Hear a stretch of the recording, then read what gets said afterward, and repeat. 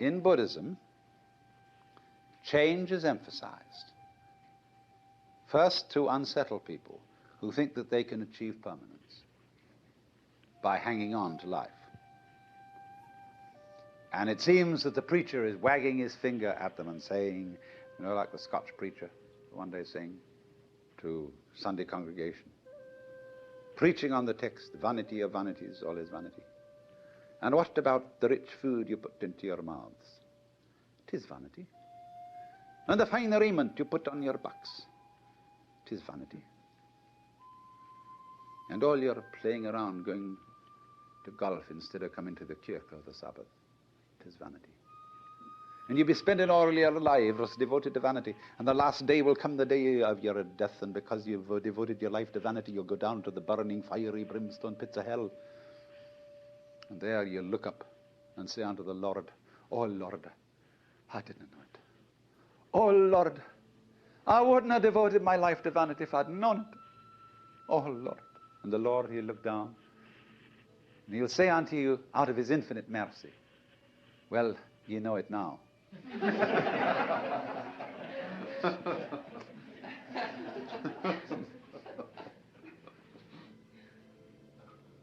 So all the preachers together, you should say, don't cling to this thing. So then, as a result of that, and now I'm going to speak in strictly Buddhist terms, the follower of the way of Buddha seeks deliverance from attachment to the world of change.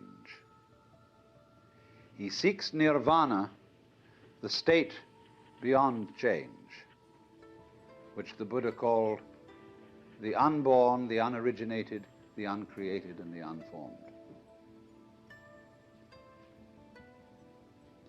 But then you see, what he finds out is that in seeking a state beyond change, seeking nirvana as something away from samsara, which is the name for the wheel, he is still seeking something permanent.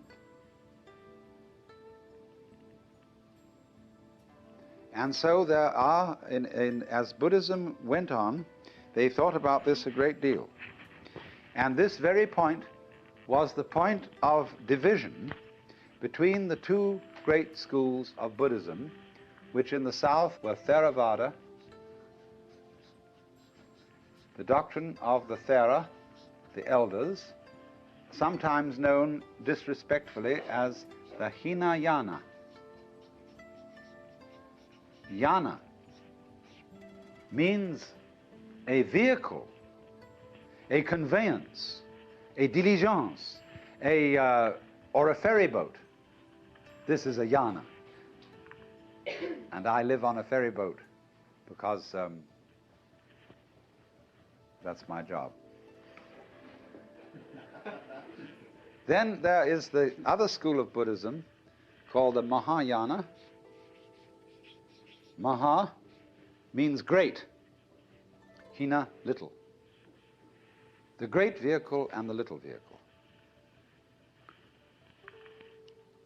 Now, what is this?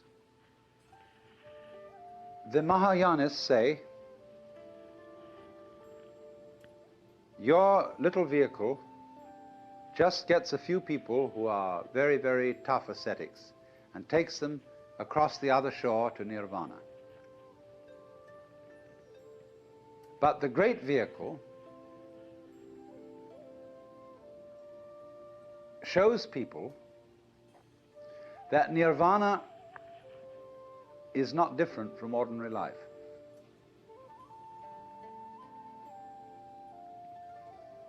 So that when you have reached nirvana,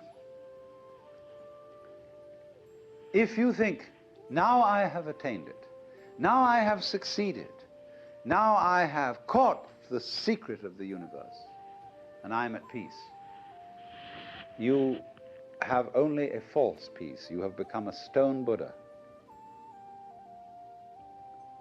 You have a new illusion of the changeless. So it is said that such a person is a pratyeka Buddha.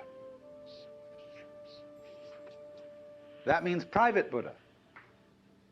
I've got it all for myself. And in contrast with this kind of pratyeka Buddha, who gains nirvana and stays there, the Mahayanists use the word bodhisattva.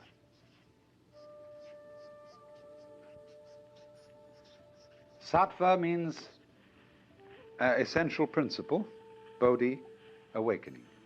A person whose essential being is awakened. The word used to mean junior Buddha, someone on the way to becoming a Buddha. But in the course of time, it came to mean someone who had attained Buddhahood, who had reached nirvana, but who returns into everyday life to deliver all other beings. This is the popular idea of a bodhisattva, a savior.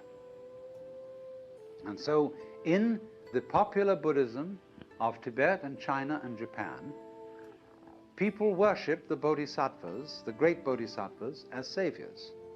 Say the hermaphroditic Kuan Yin. People love Kuan Yin because she could be a Buddha, but has come back into the world to save all beings.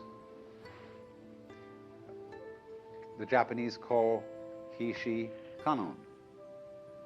And they have in Kyoto an image of Kannon with 1,000 arms, radiating like a great aureole all round this great golden figure. And these 1,000 arms are 1,000 different ways of rescuing beings from ignorance. Kannon is a funny thing. I remember one night when I suddenly realized that Kannon was incarnate in the whole city of Kyoto. That this whole city was Kannon. That the police department, the taxi drivers, the fire department, the mayor and corporation, the shopkeepers, insofar as this whole city was a collaborate effort to sustain human life. However bumbling, however inefficient, however corrupt, it was still a manifestation of Kannon, with its 1,000 arms, all working independently, and yet one. So they revere those bodhisattvas as the saviors who've come back into the world to deliver all beings.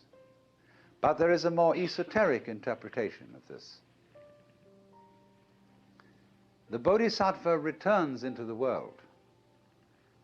That means he has discovered that you don't have to go anywhere to find nirvana. Nirvana is where you are, provided you don't object to it.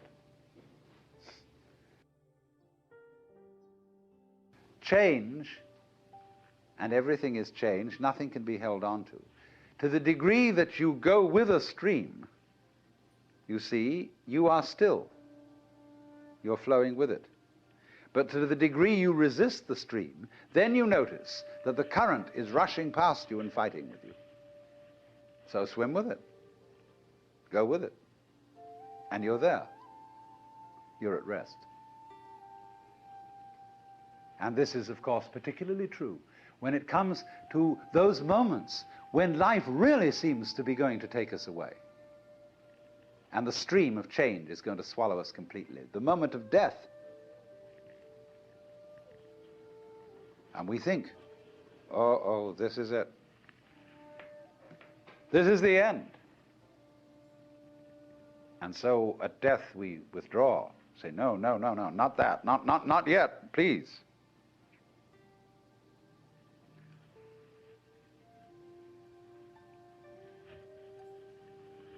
But actually, the whole problem is that there really is no other problem for human beings than to go over that waterfall when it comes, just as you go over any other waterfall, just as you go on from day to day. just as you go to sleep at night. Be absolutely willing to die. Now, I'm not preaching. I'm not saying you ought to be willing to die and that you should muscle up your courage and somehow put on a good front when the terrible thing comes. That's not the idea at all. The point is that you can only die well if you understand this system of waves. If you understand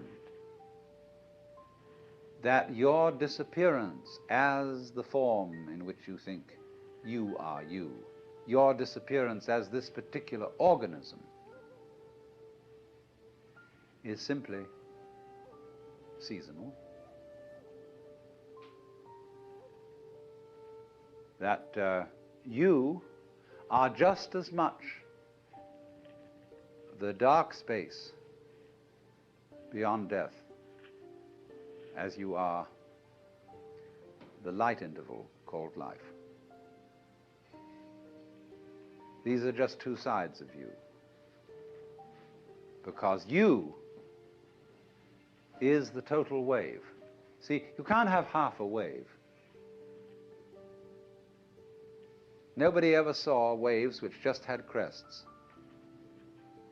no troughs. So you can't have half a human being who is born but doesn't die. Half a thing. That would be only half a thing. But the propagation of vibrations, and life is vibration, it simply goes on, but its cycles are long cycles and short cycles. Space, you see, is not just nothing. If I could magnify my hand to an enormous degree so that you could see all the molecules in it, I don't know how far apart they would be, but it seems to me they would be something like tennis balls in a very, very large space. And you look, when I move my hand like this, and say, for God's sake, look at all those tennis balls. They're all going together. Crazy. And there are no strings tying them together. Isn't that queer? No, but there's space going with them. And space is a function of, or it's an inseparable aspect of, whatever solids are in the space. That is the clue, probably, to what we mean by gravity. We don't know yet. So in the same way, when those marvelous sandpipers come around here, the little ones, while they're in the air flying, they have one mind. They move all together. When they alight on the mud, they become individuals and they go pecking around for worms or something. But one click of the fingers and all those things are going zip into the air. They don't seem to have a leader because they don't follow when they turn. They all turn together and go off in another direction. Amazing. But they're like the molecules in my hand. So then you see, here's the principle. When you don't resist change, I mean over-resist. I don't mean being flabby. When you don't resist change, you see that the changing world, which disappears like smoke, is no different from the nirvana world. Nirvana, as I said, means breathe out. Let go of the breath. So in the same way, don't resist change. It's all the same principle. So the Bodhisattva saves all beings, not by preaching sermons to them, but by showing them that they are delivered, they are liberated by the very fact of not being able to stop changing. You can't hang on to yourself.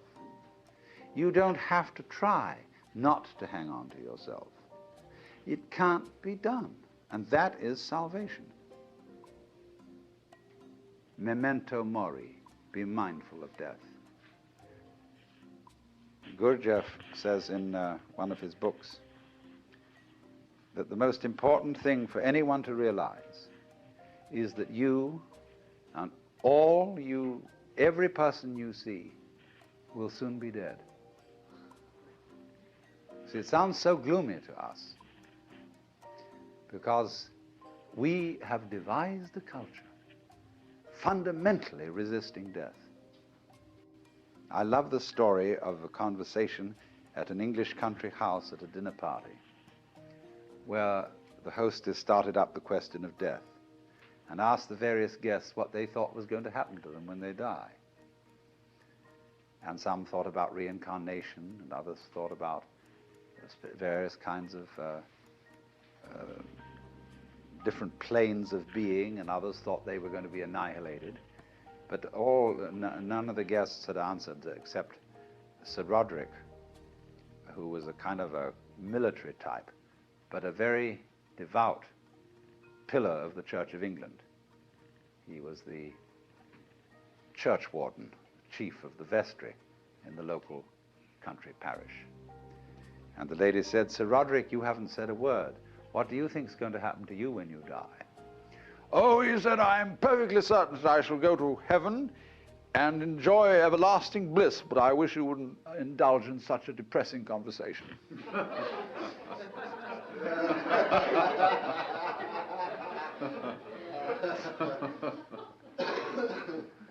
That's true, isn't it?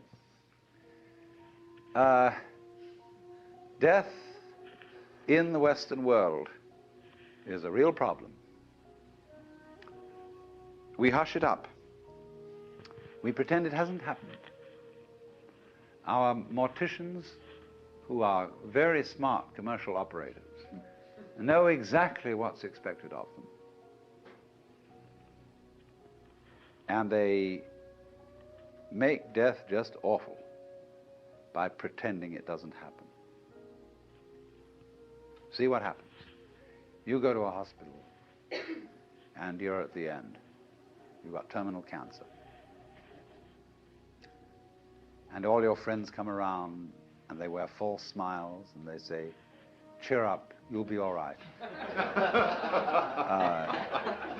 In a few days from now, you'll be back home and we'll go out for a picnic again." The doctors have their bedside man. You see, a doctor is absolutely helpless with a terminal case because a doctor is, by social definition, a healer. And he's not allowed to help you die. He's out of role. Even though, I mean, he may sneak behind the rules and do it, but he's definitely, he's got to heal you. So he's going to keep you indefinitely on the end of tubes and all kinds of things. While there's a certain grave demeanor to all this, and all the nurses are so pleasant and so totally distant because they know this is death. And they mayn't be frank with you. That's why they feel distant. It's not that they're not concerned. It's not that they're heartless people, but that they just don't know how to be frank, like lots of people when they meet a drunk. They don't know what to do with a drunk because he's not behaving right. And so when you're dying, you're not behaving right. You're supposed to live. See, so we don't know what to do with a dying person. We don't get around that person and say, listen, man, listen, I've got the news for you. You're going to die. And this is going to be great.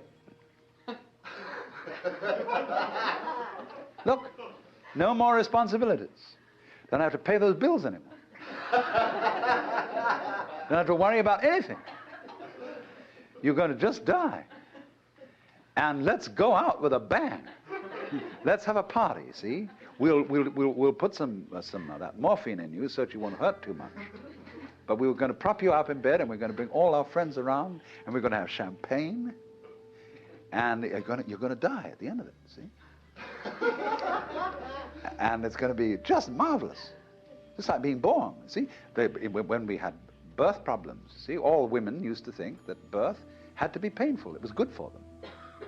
It was one of the things you had to suffer because you'd been screwing around with people, and therefore you had to have a child, and it's got to hurt. And then the doctors got together and they scratched their heads, and a man called Grantley Dick Reed said, "No, birth doesn't hurt, it's natural. All we've got to do is to talk these women into the idea that it doesn't hurt, that all these so-called pains are just tensions. and that birth is great. It's not a disease. It's not really something you ought to go to hospital for, because you associate hospitals with diseases and sickness. Birth isn't sickness. All right, now let's do some new thinking. What about death? Is death sickness? Or is it a healthy, natural event like being born? Of course it is. So, I mean, a little change in social attitude about this will fortify everybody else. I mean, if I'm alone and all my relatives are going, kind of pretending to me, it's going to be hard for me. I've got to challenge the whole bunch of them and get my dander up and say, listen, damn you, I don't want all this thing around here. You've got to take a different attitude about my death. Well, that's hard. But if everybody helps me, and we do, we're all one body, if they all come around and say, congratulations, you're going to die. Liberation. Liberation now, you see, because just before you die, I mean, look, I know very well a skillful priest handling a person dying can do this for them. But he has to talk very, very, very straight. And he has to say, listen, these doctors, don't you pay any attention to them. They're trying to amuse you and deceive you. You're going to die. This isn't terrible. But it's just going to be the end of you as a system of memories. And so you've got a great chance right now, before it happens, to let go of everything. Because you know it's going to go, and it's going to help you. It's going to help you let go of everything. So if you have any possessions left, give them away. Give everything away. And if you have anything to say that is you felt that you ought to say before you die, and that you're kind of hanging on to and it's bothering you, say it. I mean, I don't mean necessarily a last confession, but say it said that Adlai Stevenson, shortly before he died, said that he had been making a monkey of himself because he didn't agree with the government's policy about something or other. You know, he had to get that off his chest because he had a little thought in the back of his mind that things were catching up with him, you see?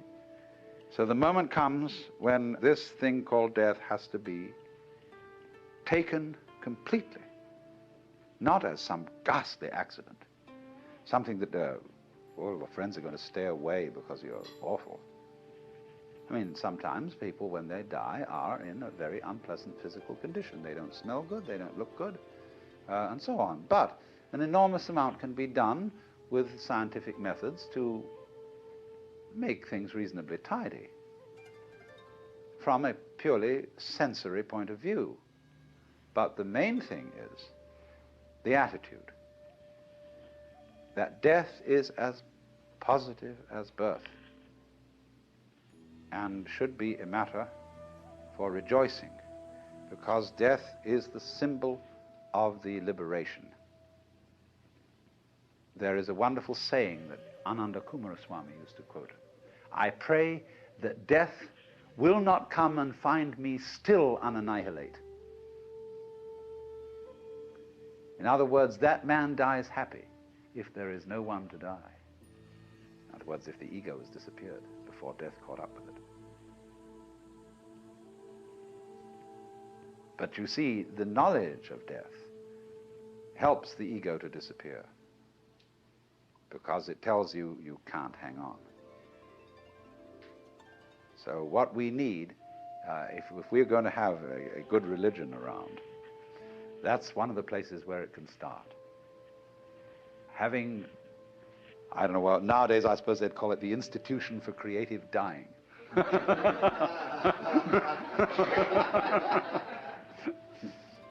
But something like that.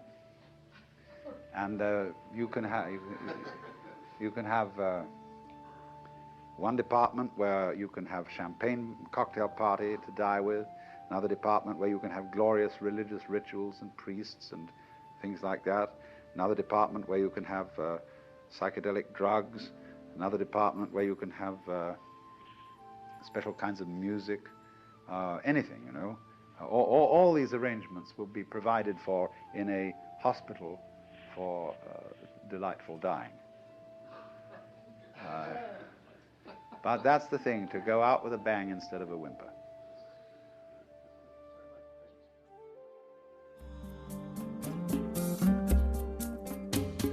Out of Your Mind now continues with the next